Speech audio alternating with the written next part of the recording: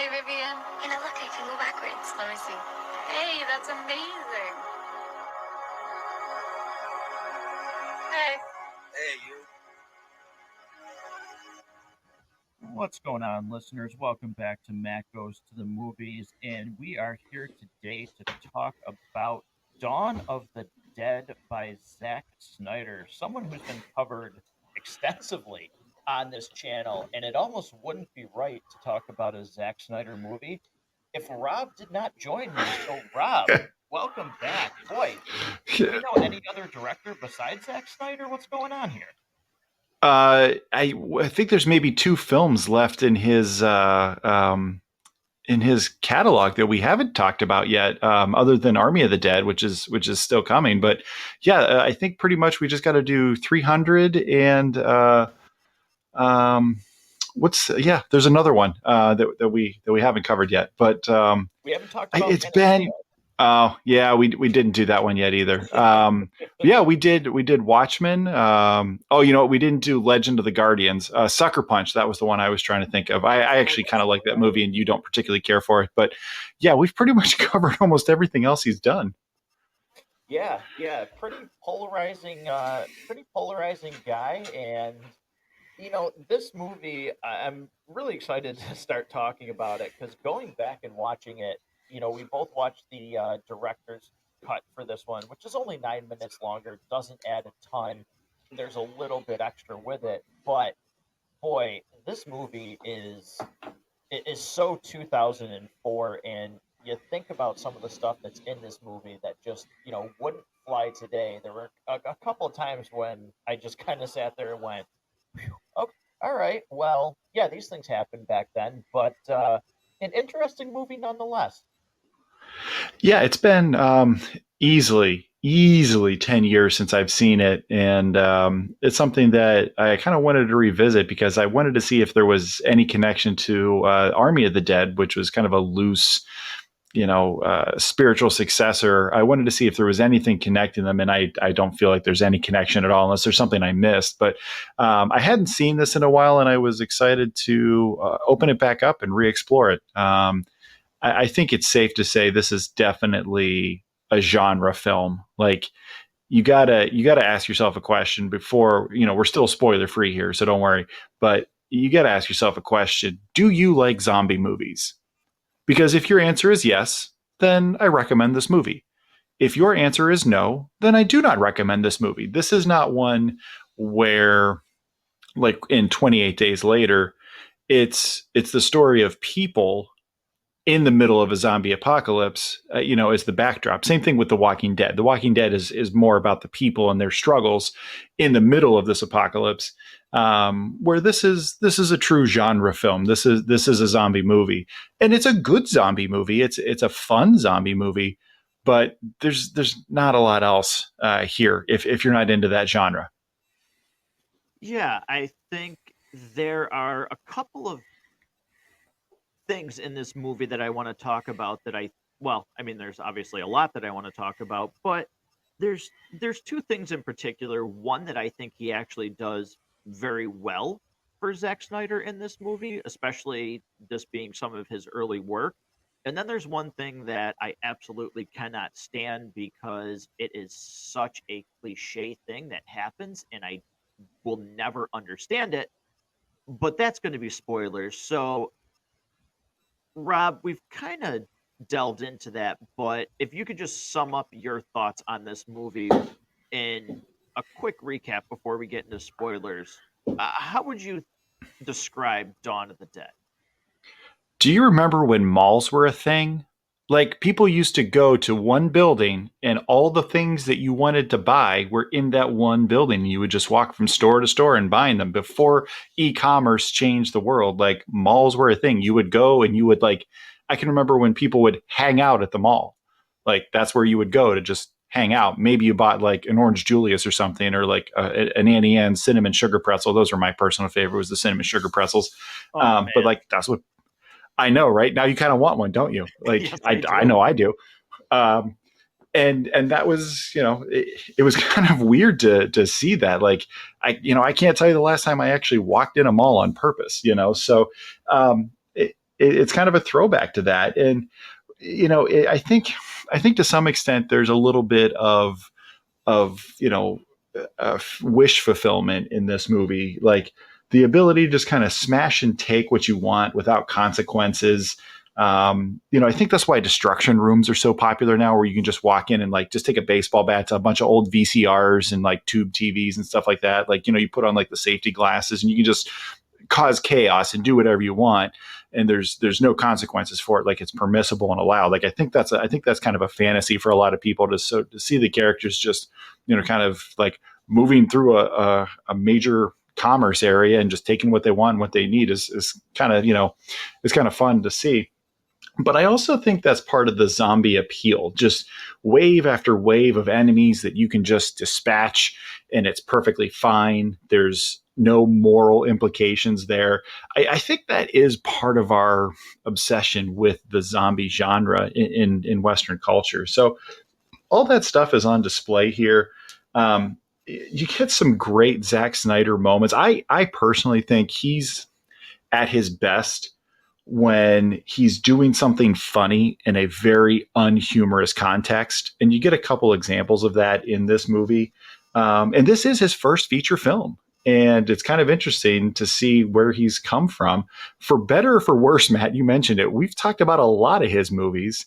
And, it's kind of funny to think, when we reviewed his final cut that was, 72 hours long of Justice League, like, you couldn't believe that movie was made by him because it was so good.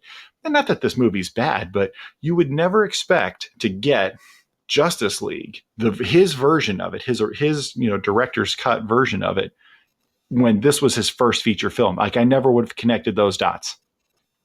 Yeah, I think for Zack Snyder, I really think this will be way more relevant when we do Army of the Dead.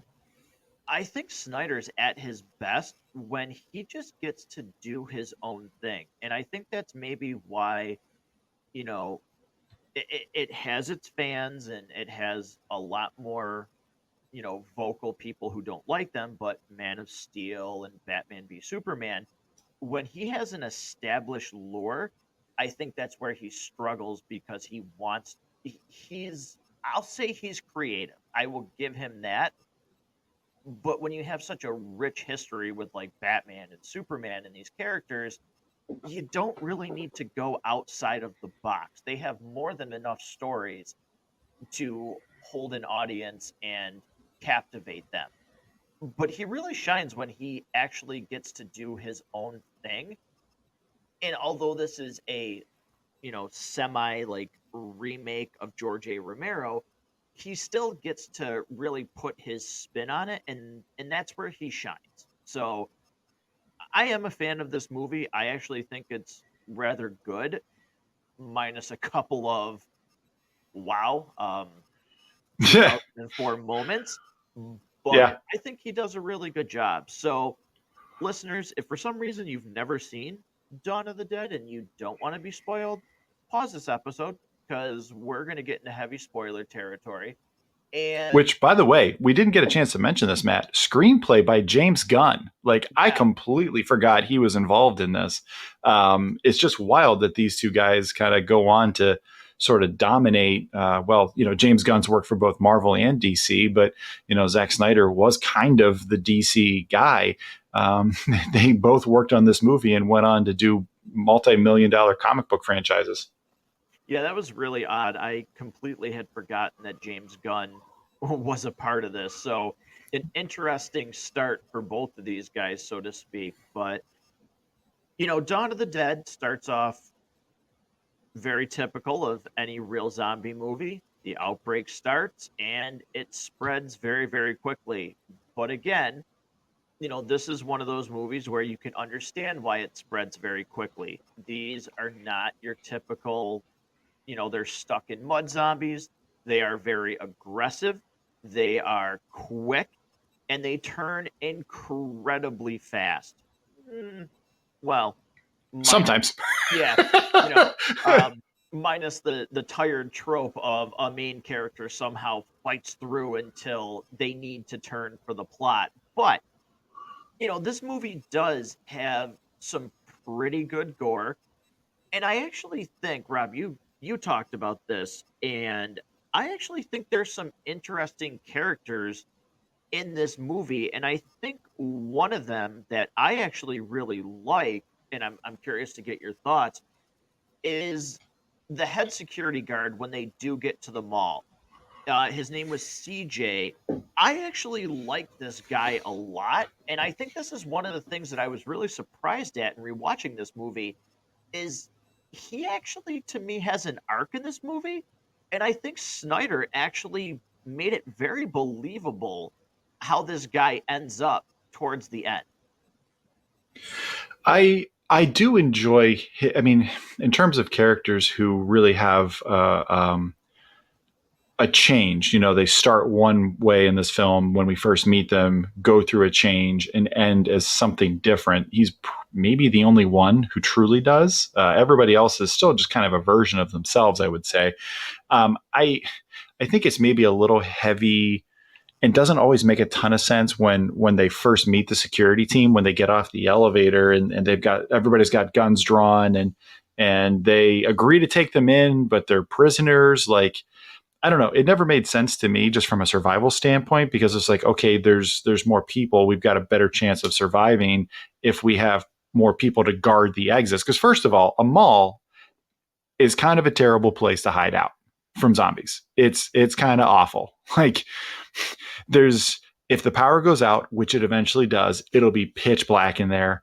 You're screwed. There's too many exits, too many entrances, too much to worry about. It's designed to be able to get in and out of easily. It's kind of a terrible place to hide from zombies because the food's going to go bad quickly. Like, kind of a terrible place. So that to me, I didn't really like how that was written at the beginning. And I thought part of his character was just a little bit like right at the beginning of this crazy apocalyptic situation. Like, he went full on Negan. If you're a Walking Right. Dead fan, he was full on like fascist right out of the gate. And the bodies in the street weren't even cold.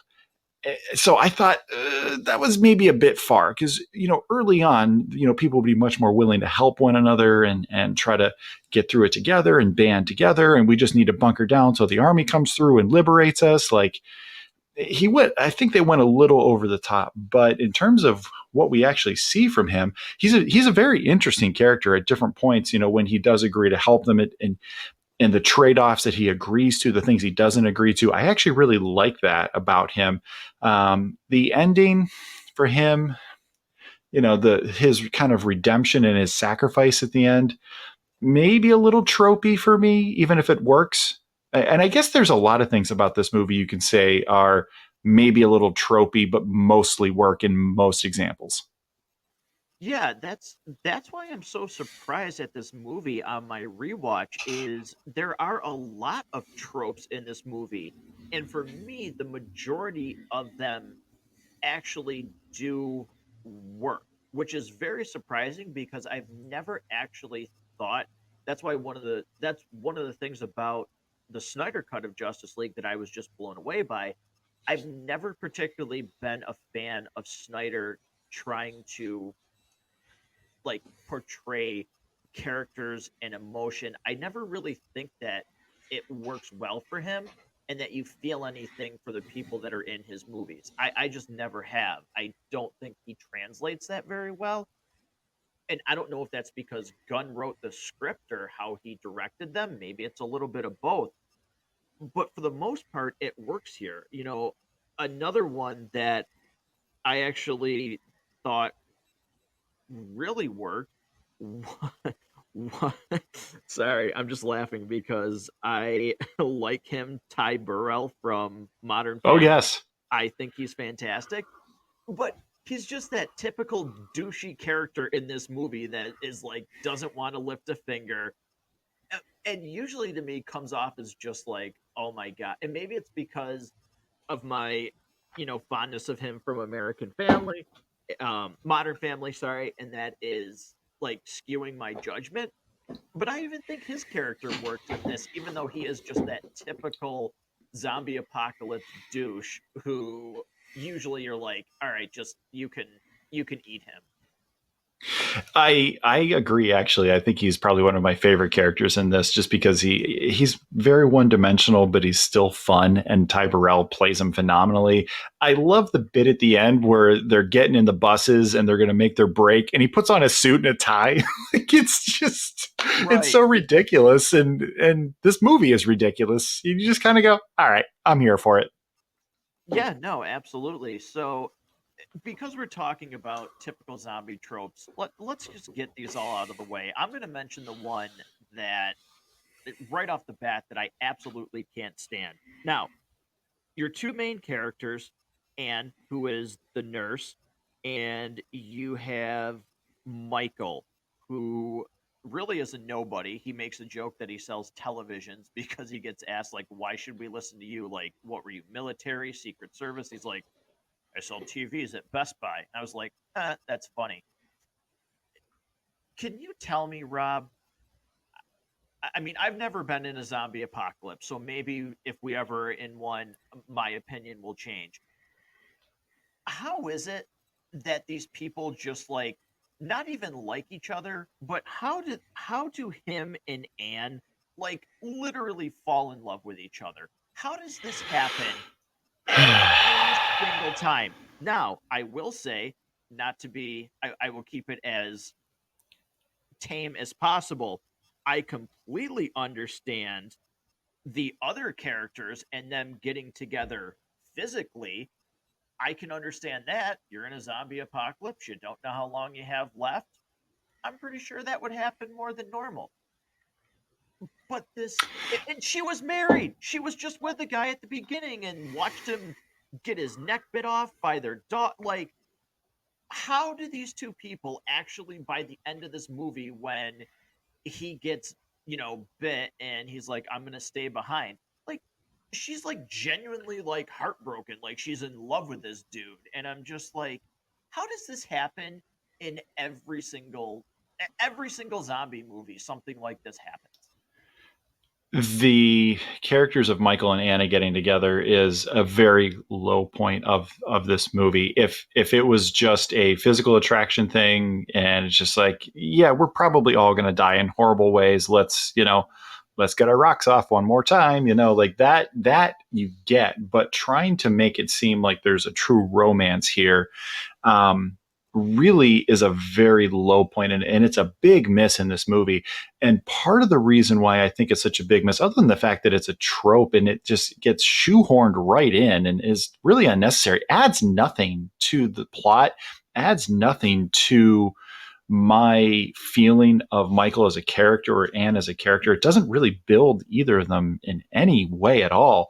But the biggest problem I have with it is there's a really great scene of Anna when she is going into the one room looking for medical supplies. And she has this moment where she kind of just breaks down because her life finally, like the pace at which things are happening finally stopped long enough for her to have to consider everything that's just happened. And it's a really good moment. And I it just really jumped off the screen to me of how good that was written. It's a short moment because they don't give her very long to have it, but you can read that. And her husband had his neck bit open by this neighborhood kid. His body's not even cold yet, and she's already making out with this other guy and like forming a romantic relationship. Like it, it doesn't work, and it really diminishes the effectiveness of seeing the weight of these events on her, which is, I think, a really high moment of the film earlier. Yeah, no, I definitely agree. I like that scene as well where she just, breaks down and then that jerk security guard is like, come on, let's get going. But again, it doesn't provide anything to the movie. You could have him still get bit and tell the group I'm not going anywhere. And you have Ving Rhames in this movie who plays a police officer named Kenneth. You could have everybody feel the same way he does. Like he's not, he doesn't act overly sad, but you can tell, like, he just says to him, "Are you sure you want, like, this is what you want to do, brother?" And he's like, "Yeah, I think I'll just stay here and watch the sunset." Like, you could have the entire group be upset that he needs to stay behind, and it would be effective. These guys have been through a lot together. They've watched people die. They've all lost loved ones, and that would work. But yeah, that typical, they fall again. I'm gonna say, like, geez, they act like they love each other. Is just, it takes away from a moment that actually could have been pretty cool because again, I think Snyder has some pretty good character moments in this movie when they're sitting around the table talking about things and, oh, what did you do? And they make the joke where he's like, "Oh, well, I went from this job to this job," and then he goes, "Well, it's a real shame this, end of the world happened. Otherwise, things were panning out for you." Like, there's actually really good moments in this movie where this ending is undercut. Well, undercuts those moments. I agree 100%. And I think one of the things that makes me like the character of Michael and like so many moments in this movie is when you put regular people in extraordinary situations and some of them make the decision to step up. They see the chaos swirling around them. Everybody's fight or flight instinct is kicked into, seventh gear.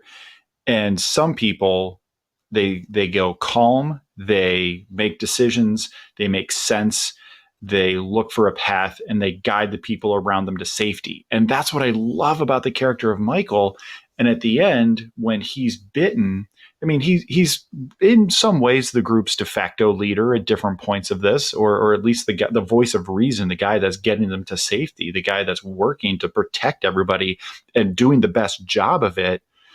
Then when you add this other poorly add this other element to his character, that there's maybe this love interest thing, that it pulls away from that aspect of his character, that he's just a regular guy who's he could literally be half the people that live in your neighborhood, divorced, works a regular job, is not an extraordinary person on his own, but becomes an extraordinary person when put in extraordinary circumstances. And if they had just left it at that, I think his ending, it resonates even a little bit more. Right, exactly. And, you know, I really do like, I mentioned Ving Rhames as Kenneth. I like his relationship that he develops with Andy, the gun store owner from Yeah. across, like, across the way. I like the fact that they, write notes and they're playing chess, and, at one point he tells them, everything's gone, and Andy writes back with, "So what's the bad news?" I like that relationship. I even like how, they start to show Andy to really start withering away, and they make the decision that we got to go get him some food. He's got to be, rested. He's got to be rested up, and he's got to have energy if he's going to take this trip with us. I like that relationship too. I think that really worked well. I I'm very surprised by how Zack Snyder has some of these characters developed in this movie, because it's not his strong suit. But you do have some of those typical tropes that are just really bad. One of the other ones is, I'm sorry, I'm forgetting her name in this, is the girl who goes insane over the dog. Um, Nicole, I think is her name. yes, Nicole, who jeopardizes everything, um, for this dog, and everything was okay, but she's, completely irrational, and it's that again. I was just like, typical, typical, typical. One person screws it up because they get overzealous. Yep. When there was some really, like, there was really good momentum building in that scene, and, okay, they're going to spruce up these buses, which was really, really cool. Like, and then there's just a couple of bits here and there where, for me, it keeps this movie from being almost like great, in my opinion. It makes it good. It, a couple of these things taken out that are like very typical of this genre, I think we're looking at a great movie that Zack Snyder produced. Um, yeah, I agree 100% with that. I think there's some path of least resistance type of screenwriting moments that maybe an additional revision or just a little bit of fine tuning. The moment you spoke about with Nicole, I mean, she goes very quickly from losing her father and that being a very traumatic scene. Like that's pretty messed up.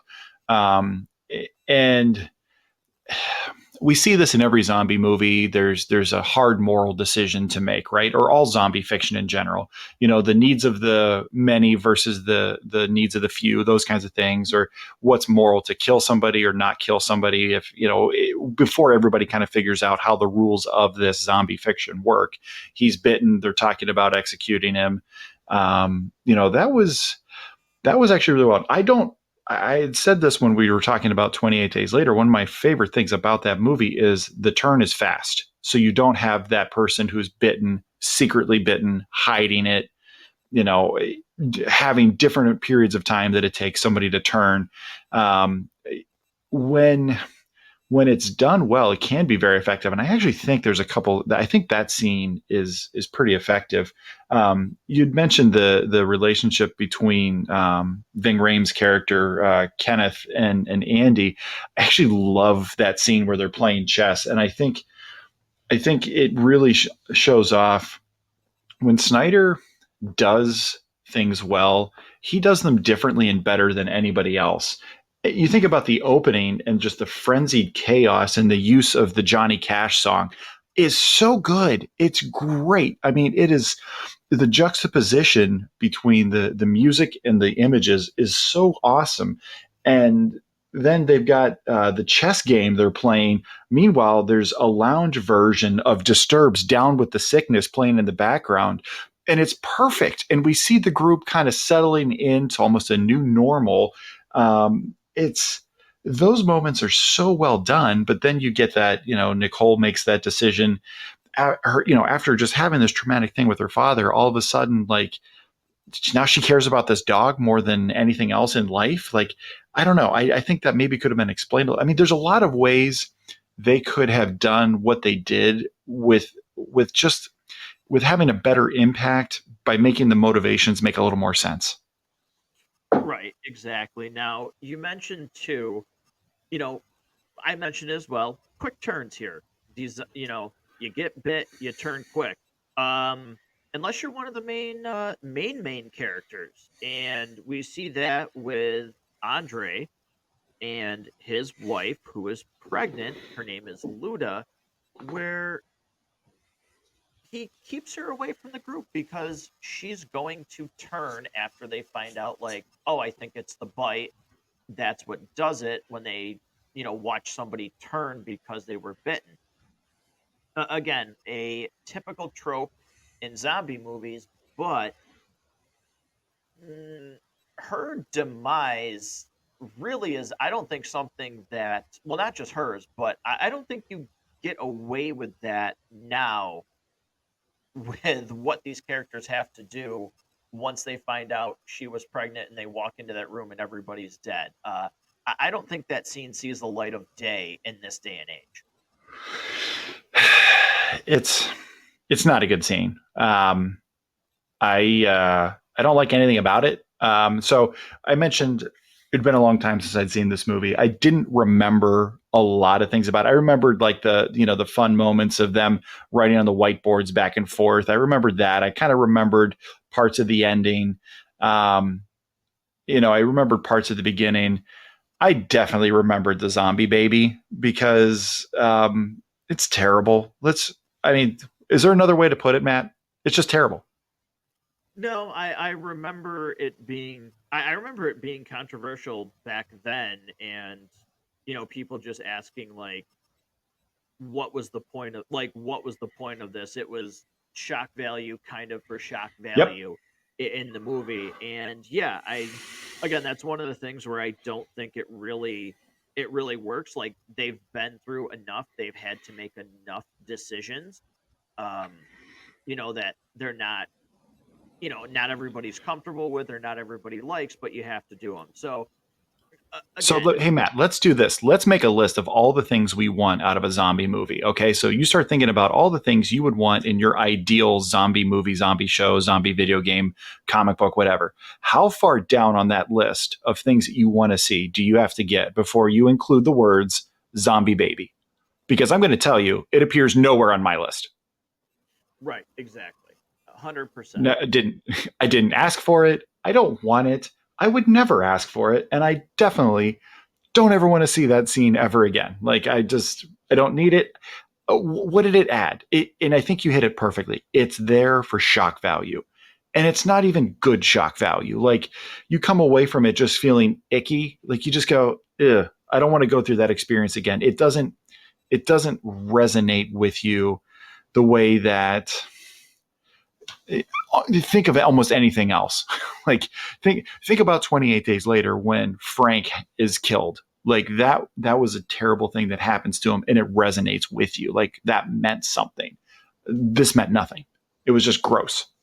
Right, yeah, no, exactly. So, couple of things. Again, there's a few things in this movie, there's not many, that keep it from really being, I think, it just keeps it at being good and not great. But funny, like, funny enough, this movie actually really, over the years, not that it was unfavorably talked about when it first came out, but there's over time been a lot of people that really have gone back and talked very highly about this movie, with what Snyder accomplished and how it still holds up. And again, like, it really does. A lot of it does hold up. It's just the typical the typical things that you saw in 2004. Rob, you and I talked about this, at a different time before we were actually recording this episode, of, Vin Rame's character. It's at one point somebody calls him Shaq, and it's just like, okay, like, you listen to that now, and it's so unnecessary. And again, there's a lot of things that hold up, but there's also things where you go, oh yeah, this definitely came out in 2004. Yeah, there's some moments with him. There's some moments with Mekhi Phifer's character, Andre, that are stereotypical. That you don't see movies written that way in the 21st century. I mean, not well, this movie came out in the 21st century, but I guess in the 20 teens through through the 2020s, you would not see certain elements of this script executed the way they were. They would never make it through. They wouldn't even be put in a first draft, because the screenwriter would just know that you just can't do that.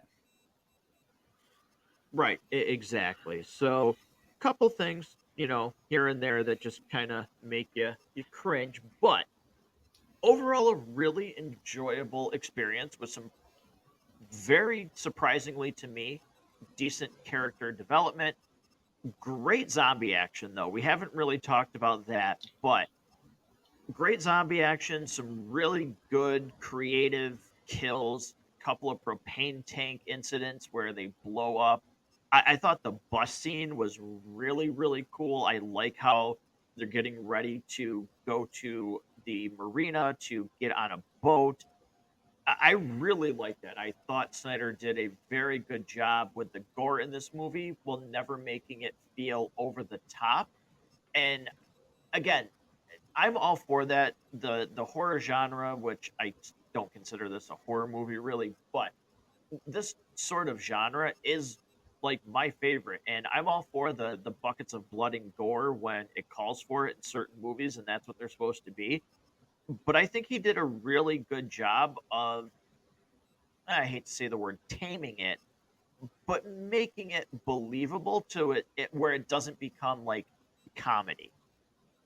Where it's not distracting. I think at times you think about like how Quentin Tarantino, especially in like the first Kill Bill, would use a comedic amount of blood for certain things. It's grounded in something that a person watching it would feel realistic.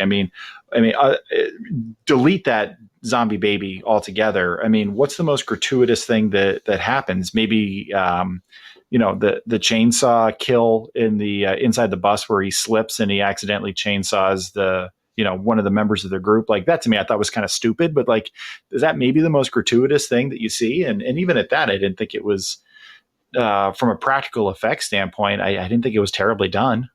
I just didn't really like it. Yeah, no, I think it's, ridiculous that he falls, but again, I've never been in a zombie apocalypse and I've never been hit by a chainsaw, but I can't imagine it's going to be clean when you directly fall into somebody with a chainsaw that is moving. So, although I think And keeping your hand on the gas the whole time, like that is like that's not how that would work. right. So, I think, the amount of like blood that happens, again, I think it's believable, even though the scene is like, okay. But Right. And that's, I think that's what we had kind of said at the top. I mean, this is a genre film. Do you like zombie movies? Because if you do, there's a lot of good stuff here. I think a lot of the zombie kills are interesting. I mean, there's not a ton of things that we've never seen before necessarily, but in terms of, some of the action, I really like the Mad Max buses. Let's talk about that for a second, because those are cool. They are, I mean, just they're rad, they're over the top, they're excessive. Because let's just get right down to it. Like putting the razor wire around the top of it, like that doesn't actually stop a zombie. Like that's just there to make it look cool. Like it would actually be more of a detriment to the survivors than it would be, keeping zombies off of you. But at the same time, like, the montage of them building it, the whole idea of building it. I love those. I think, and that's probably my favorite scene in this movie is when they're actually, using the buses and they're on their way out and, guns blazing and the chainsaws are going and, they're trying to get through the crowd and stuff like that. It's a lot of fun. yeah, that definitely is a really fun scene. I mentioned it, a little bit earlier in this episode where I like that montage. And again, that's, you know, for those few things that he does do that it's like, okay, take this out, you've got a better movie. Sometimes these montage scenes are just, they miss the mark so much. But yeah, like this one works. It's fun when they get out with the buses, and even when he does, like, it leads to a goofy scene, but even when he's like, hey, check this out, the chainsaw, when they're on the side of the bus, we can hit them off. Like, again, it works. That montage scene is a lot of fun. Them just driving through that field of zombies and trying to, make it through. That's a lot of fun. It works. And as a whole, that's basically how you sum up this movie. It's fun. It's a fun zombie piece. Yeah, it's I mean, how many times do you see yourself rewatching this film in the future? I mean, I've seen this a couple times now. It's been a while. I don't know that like this will be an annual watch for me. But I could see myself revisiting this because the parts at work are really good. I think that the next time that I watch this, it'll probably be with one hand on the fast forward button to get through some of the parts that are just kind of dumb. But the parts that work really well are really good. Yeah. Again, an early work from Snyder, and something that I think, he didn't try and copy to a degree the formula from George A. Romero for Dawn of the Dead. That was much more, there's a lot more underlying messages in George A. Romero's version of Dawn of the Dead, and this one, Snyder really does his own thing, and it works. Again, I think Snyder's at his best when he has an original. Again, I say original, but he's allowed to just make his own decisions and doesn't have an established lore. I kind of want to go back. Watching this movie really makes me want to watch Sucker Punch again because it's his vision for what he wants to do. So this movie's kind of made me want to go back and watch one that I wasn't too fond of. I'm kind of there with you because it was wild, it was goofy, it wasn't like anything I'd seen before, and I've only really seen it one time. So I kind of want to check that one out again since we're pretty much covering Snyder's work up and down his library. It's like may as well at this point. Right? Yeah. No, I think that should definitely be on the viewing list because if I remember correctly, I have only seen Sucker Punch one time, and it's way back when. I saw it when it first came out in theaters, and I believe that is the one and only time I have ever watched that movie. So it has been an extremely long time since I've seen that. Yeah, and I kind of think you almost got to be in the right mood. Like, I don't know if that's one you can just sit down and just watch by yourself. I think that one is probably better enjoyed with other people to watch and just like laugh along at the absurdity of it and maybe have a chance to enjoy the creativity of just something we've never seen before. Was sort of I think that's sort of how I remember it. Yeah, exactly. I think that's a good way to put it. So, Rob, with Dawn of the Dead, his first work, really, we're going to be covering Army of the Dead here coming up. What other thoughts do you want to say about this movie? The one thing that always kind of strikes me as odd, and it jumps right out in this movie, but in a lot of zombie fiction, man, doesn't it just seem like everybody is proficient with guns? Like everybody just knows how they work. They never forget how to like rack an action back. Nobody ever like forgets to turn the safety off. All of the ammo just works flawlessly. Like nobody ever loads something backwards. Like it's it always just strikes me as amazing. Like they all have perfect form and they all know how to like align a sight picture and the marksmanship that people have in zombie fiction is just incredible to me. Like CJ later in the movie pulls out a sniper rifle and he's popping heads from like 100 200 yards away. Like it's Right. maybe Yeah. he's got firearms training, maybe, but I'm going to be willing to bet and this is something that's kind of tough because guns are one of those things that like are kind of a taboo subject depending on who your friends are. Like you don't really talk about guns the way you don't talk about religion and like some of those other like big off taboo subjects. So but for the most part, I'm going to tell you that I don't believe most people know how to use a firearm. I'm going to guess that less than 25% of the US population actually is proficient with firearms. Like it's probably way under 25%. Um, but in zombie movies, it's 100%. Like it's always amazing. Like, and they always have the right ammo. Like it's never like, oh, I've got a 357 and that's 45 ammo. Like it's never like, oh yeah, this is the right ammo, but it's the wrong magazine. Like it doesn't fit in this gun. It actually fits in that gun that is, that guy's dead and he's holding it over there still. Like it always strikes me as so odd. But it's just one of those things that we all just kind of accept in movies. Yeah, I I totally agree with that. It's just like, hey, do you know how to use this? Yep. And then again, they grab the box of ammo that's clearly for the right gun. You know, why do people have training or anything like that? Because boy, in a zombie, it's like the Matrix. You just download gun training into your head during Yeah. a zombie apocalypse, and you're set.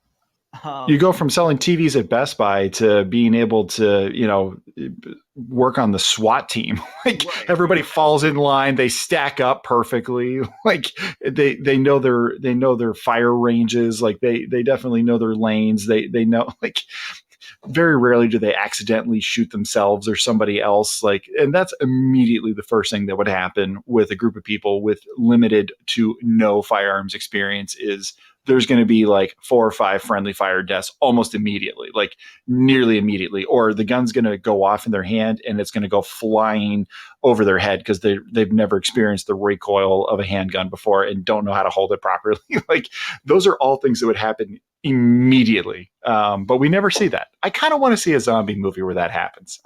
Can you think, am I missing something? Is there a movie or a show you can think of where we actually see that? Or is it just they're all the survivors are former SEAL Team 6 members? I think really the only one that I remember, and it's more of a circumstance. It's really not because of the gun, but in World War Z, where the doctor actually slips down the ramp of the plane and shoots himself and kills himself. Okay, yeah. I think that's one of the only times where it's like, yeah, I could see that happening. Like, you don't know how to handle a gun, you don't have it, holstered correctly, and boom, you're dead. I think that's really, one of the only times, besides like the typical, somebody gets killed because they think they're a zombie. That's not the same as what you're talking about.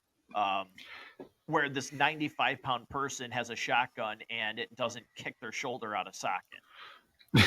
Yeah, like they just immediately go from, oh yeah, I'm a nurse, to all of a sudden it's just like, yep, I've got great trigger discipline. Like I just know how these things work. It's I've always found that, it's one of those things like, yeah, willing suspension of disbelief, but it's hard to not notice that.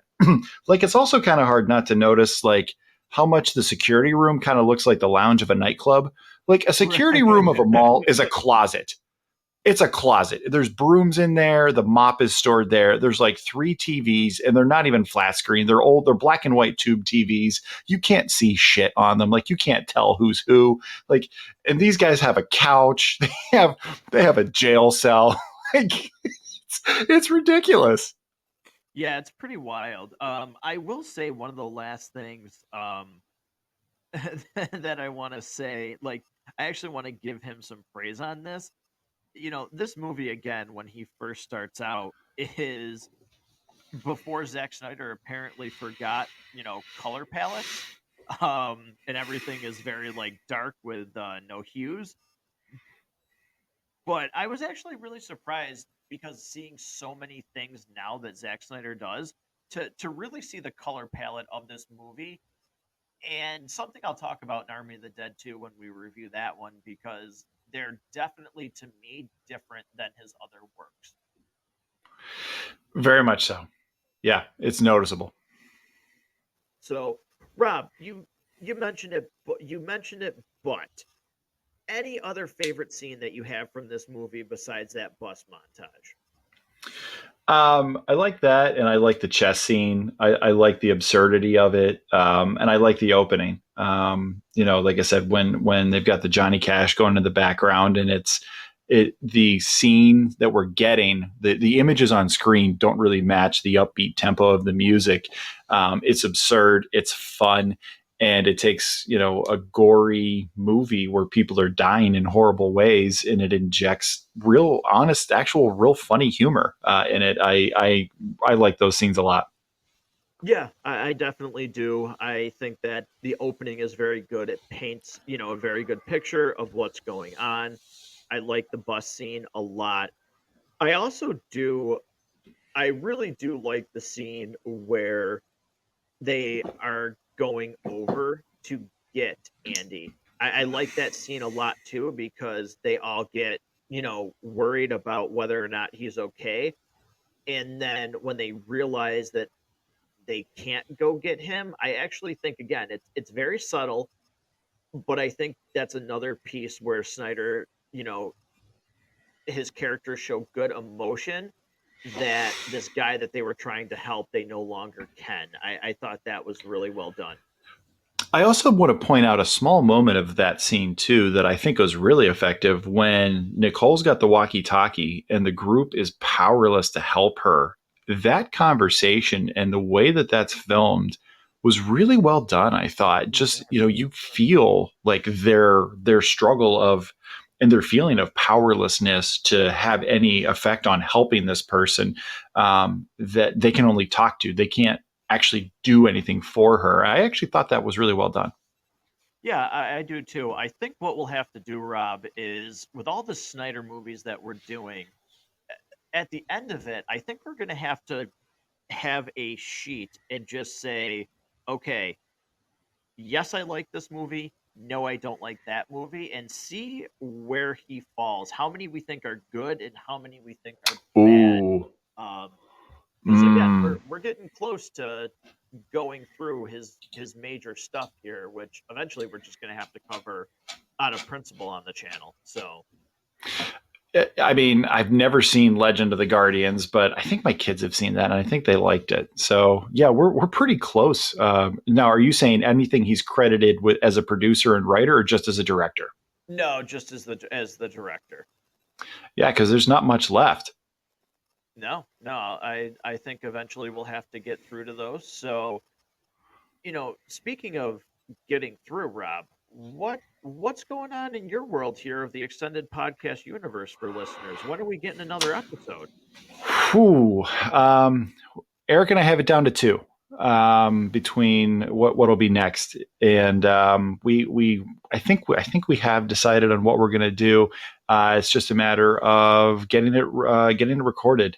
He's got a lot going on in his life. I've got a lot going on in my life. So having time to sit down and give it the time that we like to put into it is tough. But I think probably by the end of November, we should be good to go to launch the 5th edition of the extended podcast universe. But we have a lot of fun doing it. We really enjoyed doing Gone in 60 Seconds, which is one of those ones that a lot of people kind of forget about, and you kind of forget how much you enjoy it. And I think the next one might be in that same vein. Yeah, that is cool. I have enjoyed every single one of those episodes. Your Gone in 60 Seconds review actually made me go back and watch that movie because I had forgotten about it. So I'll be really looking forward to seeing the next edition of the extended podcast universe. And for any listeners, right now, if you're interacting with a social media page, which is really awesome, really appreciate it. I did talk about November being animated movie month. Rob and I had planned to do Dawn of the Dead and Army of the Dead here before October ended, but like Rob said, he's a busy guy, so we weren't able to really get together. I had a couple things come up too, so we will be doing Army of the Dead here as well, but I still have everything coming up here for animated movie month in November. And in this month, there'll be a new segment for listeners, which I've gotten some really good feedback on so far, called Penny for Your Thoughts, where the upcoming movie that I'll be doing, the next one will be Dragon Ball Super Broly, the movie. And for Penny for Your Thoughts, it's interacting with the listeners' comments and sparking conversation off what you thought of the movie or anything that I have said on the social media pages. So really looking forward to bringing that segment to the show and getting some really cool feedback so far from listeners. So, Rob, if you don't mind, where can listeners interact with the show, interact with, your posts and comment on the episodes that you've already released? Yeah, so of course there is the social media channel. There's you can find Matt Goes to the Movies on TikTok. You can find it on Instagram. You can find it on Facebook. Leave comments wherever you prefer of those different channels. You can email the show, mgttmpodcast@gmail.com. Just the initials, Matt Goes to the Movies, and then podcast@gmail.com. Definitely would love to hear from anybody that has listened to these episodes and has maybe gone back and rewatched something just based on listening to us talk about it. Or if you have a different opinion on something than what we've come up with or something we missed, by all means, we'd love to hear from you.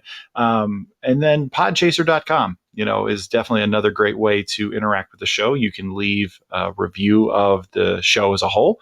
You can leave a review on individual episodes. You can do, obviously we would love for you to do a 5-star review.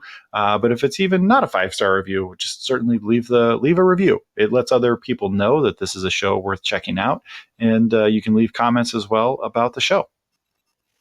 Yeah, and that's, a great point to go into the giveaway that the show was doing. I had an opportunity to get a hold of 5 copies on Blu-ray of Snake Eyes G.I. Joe Origins, and November 7th will be the cutoff date. If you go to podchaser.com and leave a review on any episode as an individual review, or even the show as a whole, you are entered to win one of those 5 copies on Blu-ray. So again, get your reviews in at podchaser.com, look up Matt Goes to the Movies, and I will draw a name for one of 5 copies of Snake Eyes. So one thing that I do want to just make sure that I stress is it does not have to be a 5-star review. If you think an episode or the show is a 5-star, that's awesome. I really appreciate that. Rob really appreciates that. But if there's an episode that you don't particularly agree with, whatever review you leave, you are still entered into that drawing. So go to podchaser.com, leave your reviews. I look forward to bringing Animated Movie Month here in November, with Dragon Ball Z Super Broly being the next one that's going to be released on November 8th, and getting to Army of the Dead with Rob. Until next time, listeners, stay safe. Thanks for tuning in.